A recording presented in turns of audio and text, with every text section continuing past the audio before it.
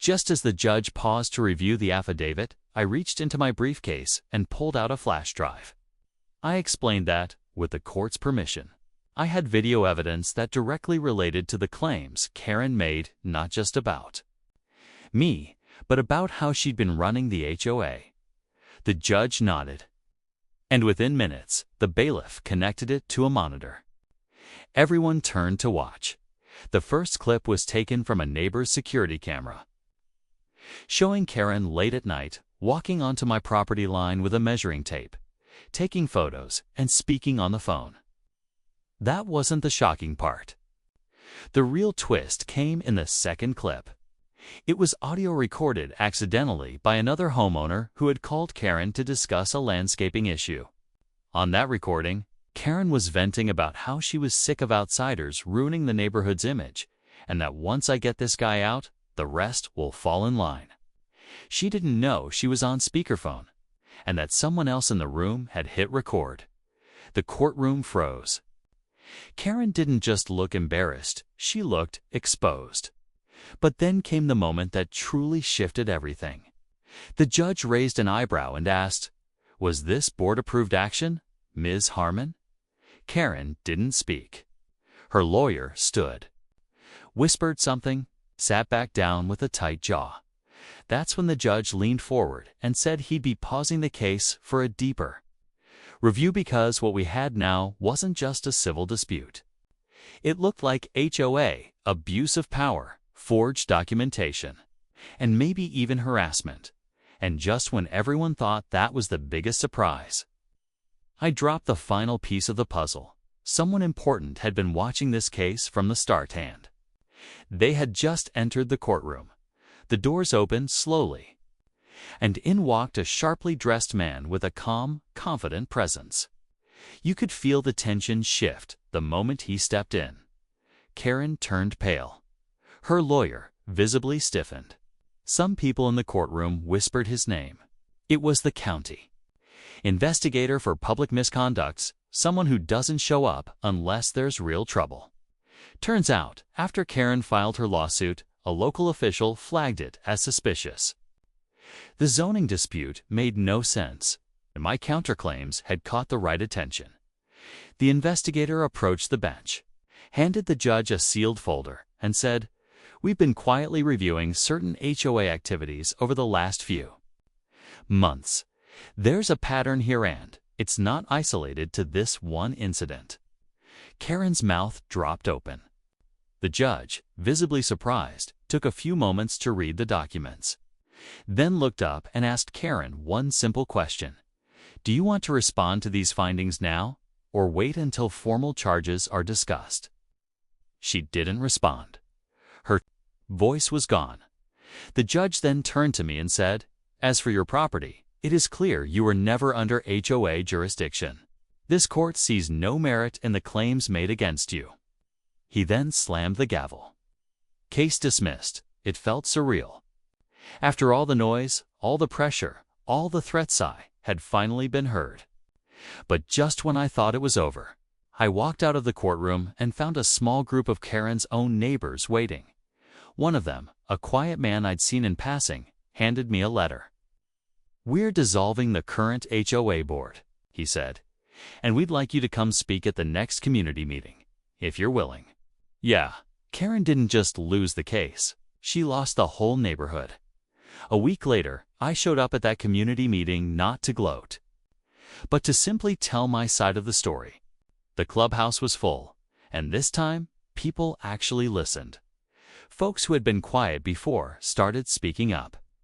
One man shared how Karen fined him for parking his work truck in his own driveway.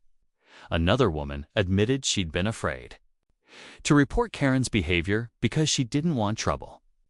One by one, the stories came out, and for the first time, the neighborhood felt like it was breathing again. They voted to remove Karen from the HOA board entirely. The rest of the board members either stepped down or were replaced by people who genuinely cared about the community. They even started rewriting outdated HOA rules to stop this kind of abuse from happening again. It was a complete reset. And as for me, I went back to my quiet little home on the hill, where I could finally enjoy the peace I moved out there for in the first place. A few neighbors have since stopped by with baked goods, or just to say thanks. Some even asked me to help them with property questions. Funny how things change. Karen, from what I heard, moved out not long after. Her influence was gone, and honestly, I think she knew she wasn't welcome anymore. This story could have ended with a bitter court battle, but instead, it became something better. A reminder that standing up to intimidation, especially from someone abusing authority, can actually lead to real change. I didn't just win a case. The community found its voice, and I found mine too. So, if someone ever tells you that you don't belong, just make sure you know the truth and bring it with you when it matters most. The morning of the court hearing, I showed up early, papers in hand, calm on the outside but boiling inside. Karen arrived fashionably late, of course, wearing a smug look and flanked by 2 HOA board members, neither of whom said a word the entire time. She didn't even glance at me, just strutted right past like she already had the judge in her pocket. I noticed a few people from her community sitting in the gallery. Some looked embarrassed, others just curious, but the tension in the air. You could slice it with a knife.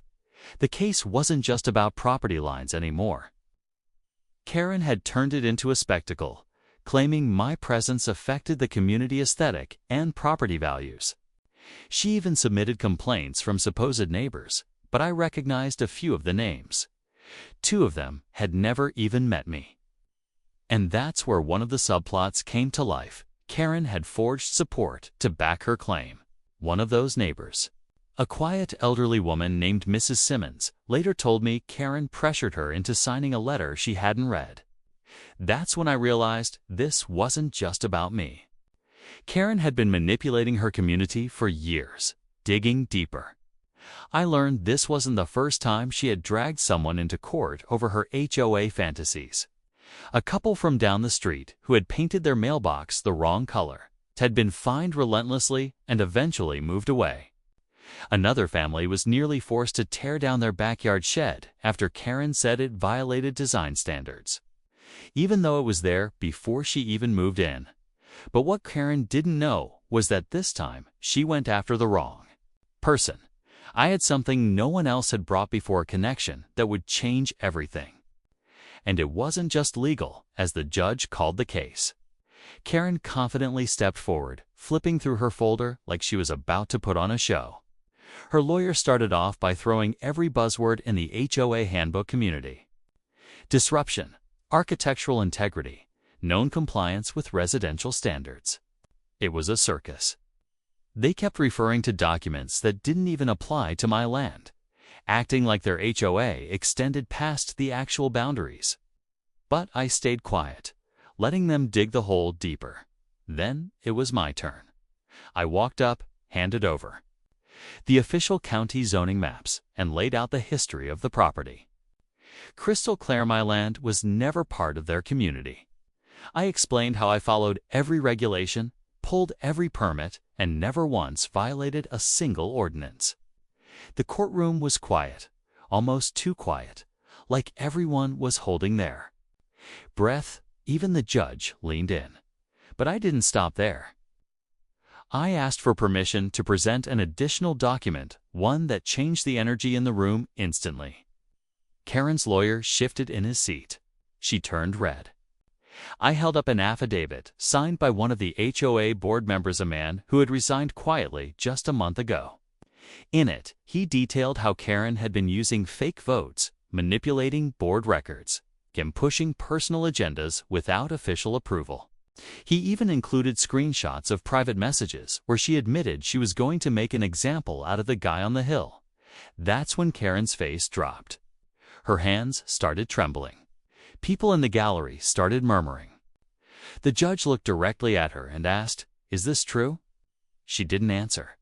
And right in that moment, it felt like everything was about to explode. But I wasn't done yet. I had one last card to play, and it was the one she never saw coming. You won't believe what some people will do just to feel powerful. I had just moved into my quiet countryside home, peaceful, private, and miles away from any HOA. Or so I thought. Within a week, I got a letter taped to my gate. It wasn't from the city or county. Nope, it was from a woman I'd never met, Karen, the self-declared president of an HOA I didn't even belong to. Apparently, she believed my home, though far outside her neighborhood lines, was lowering her community standards just by existing nearby. And she wasn't just upset, she was threatening to sue. I laughed at first, thinking this was a misunderstanding. But then the legal documents arrived. She actually filed a lawsuit claiming I was violating their HOA rules, even though I lived on private land, completely outside their jurisdiction. The nerve. Most people might have panicked, but I knew. I had something she didn't expect. Karen was used to people backing down. She was the type to bully neighbors into silence with threats and petty complaints. But what she didn't know was that I had come prepared.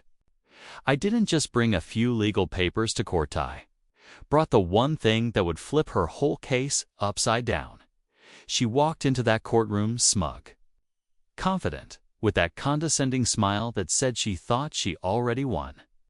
But when she saw what I brought with me, her face turned pale. You could hear the air get sucked out of the room. Her entire plan started to crumble in real time, and that's where everything changed. What I revealed not only shut her down, it exposed something no one in that room expected. Want to know what made Karen freeze in her tracks? Keep watching, because this twist is one for the books. A few months before all this chaos, I had bought a quiet little property just beyond the edge of a fancy HOA neighborhood. My land was zoned differently, outside their boundaries, and I made sure everything was up to code before even breaking ground. No shared streets, no shared utilities, nothing to do with them. I wanted space, privacy, and peace. But apparently, Karen didn't like the idea of someone living nearby who wasn't under her control. The moment construction started, she began showing up. First, it was under the guise of welcoming a new neighbor, but that mask dropped fast. She started questioning my permits, demanding blueprints, and even warned me that the HOA board would review my presence. I reminded her politely that I wasn't under her HOA and never would be. That didn't sit well with her. Next thing I knew, I was getting citations, fake ones, with the HOA letterhead. They had no authority over my land, but she kept pushing. Karen wasn't just some nosy neighbor. She ran the HOA like her personal kingdom. Most of the residents were too tired or intimidated to speak up, and some even apologized to me privately, saying she'd done similar things before. But suing someone outside the HOA? That was new, even for her. When the court date was finally set, I stayed calm. I knew I had the right documents. The real shocker wasn't just in the zoning laws or property lines. I had something that proved Karen had crossed a line even her own HOA board didn't know about. She thought I was just some random guy with a cabin. What she didn't realize was that I wasn't alone in this fight, and the truth I brought with me was about to unravel. Her entire story,